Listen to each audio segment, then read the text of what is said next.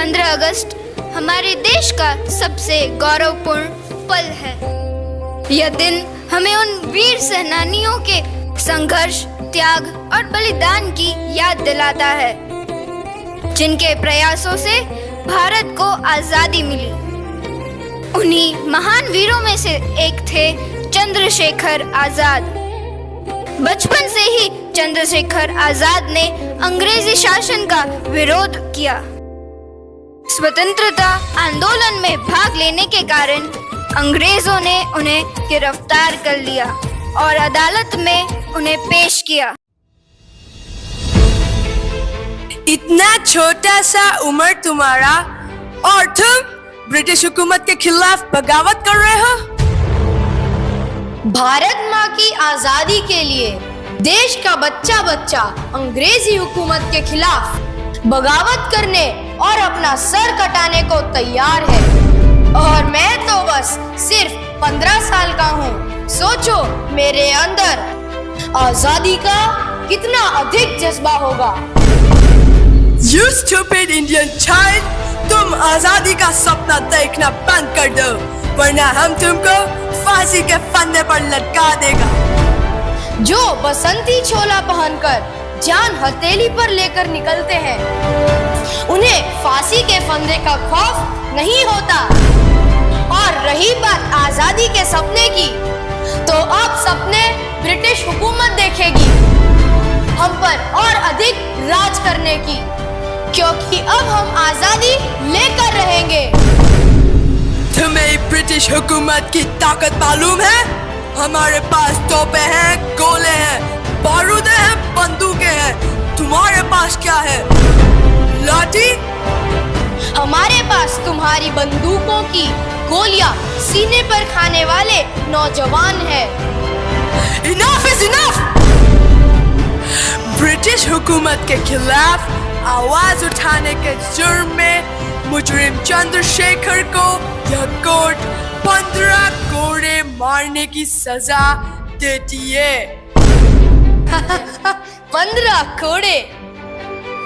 15 कोड़े मारने की सजा मिलने के बाद भी तुम हंस रहा है? जिसने अपने देश को आजाद कराने के लिए अपने लहू के एक एक कतरे को कुर्बान करने की कसम खाई हो, उसे 15 कोड़े मारकर कोई उसके इरादे को तोड़ेगा तो उसकी बेवकूफी पर हंसी ही तो आएगी ना। Stop it! इसे अभी के अभी मेरे सामने खड़े मारे जाएं। Come on! भारत माता की जय। मारो! वंदे मातरम। मारो और तेज मारो!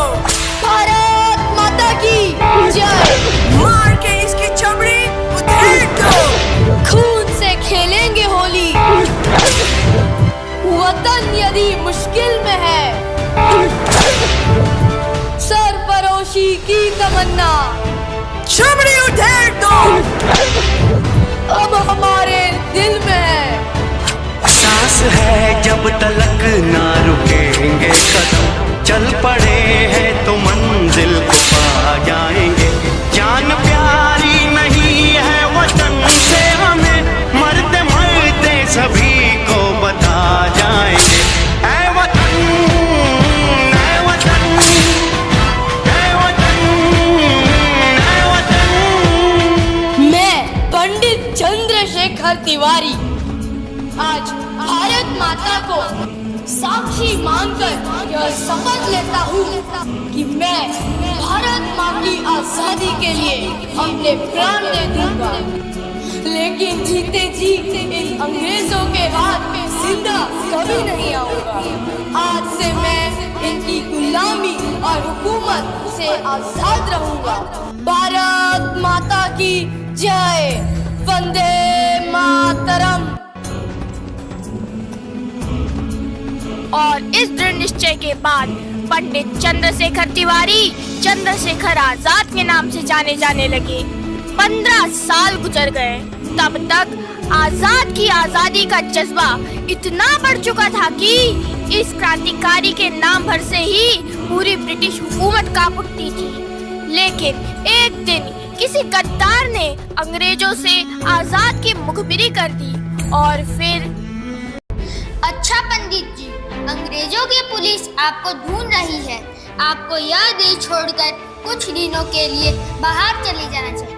नहीं सुखदेवराज, मैं अपने साथी को छोड़कर नहीं जा सकता। हमारे साथी भगत सिंह, सुखदेव और राजगुरु जेल में है। उन्हें फांसी की सजा हुई है। लेकिन पंडित जी, आपको जान का खतरा है। नहीं सुखदेवराज, अगर इस क्रांतिकारी आंदोलन को जिंदा रखना है तो हमें भगत सिंह को बचाना होगा। उसके लिए हमें गोलियां भी खानी पड़े तो हम खाएंगे।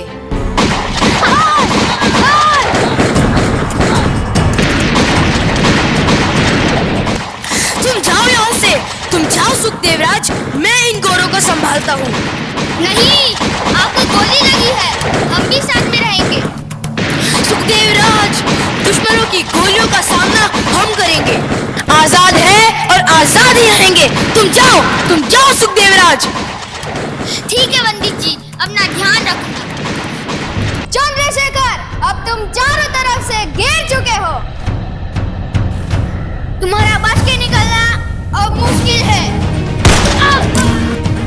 चंद्रशेखर, अब तुम्हारा बचकर निकलना नामुमकिन है। अपने आप को सरेंडर कर दो।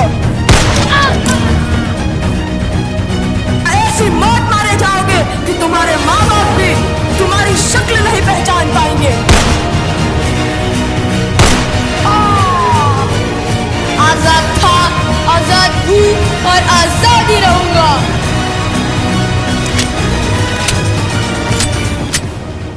बस एक गोली, ये आखिरी गोली है मेरे पास। हे धरती माँ, मुझे माफ करना, मैं आपको आजाद नहीं करा सका माँ। मुझे इस बात का अफसोस है माँ। आजाद कभी भी जीते जी अंग्रेजी हुकूमत के हाथ नहीं आएगा माँ। वंदे मातरम।